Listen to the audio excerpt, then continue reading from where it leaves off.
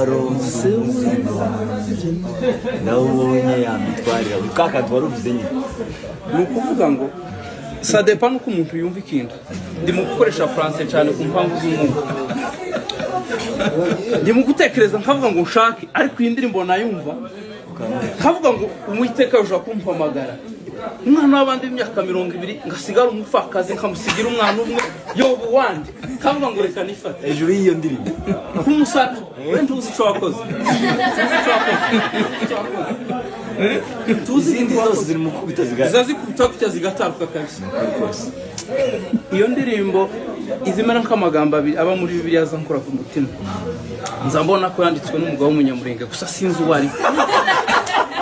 ijambo riba muri Yakobo ni mone w'abahe ijambo riba muri Yakobo 1:2 aravuga ngo nimwemere ko ari ibyishimo rwose nta muyahudi wotekereza ijambo ibyishimo tibikunda tagweba umugabo w'umunyamurenge gusa waruhaza amata n'umutima yanditse gute ngo nimwemere ko ari ibyishimo rwose muri mugira gute ngo nimugubwa gitumo nibagerageza bitari bibi. Irindi jambo ni Dawidi wajyanditse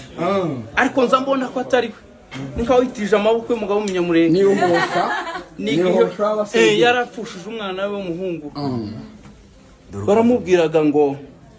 age kwandika yamandika igitekerezo cy'umunyamurenge agira gute haravuga ngo mba nararabye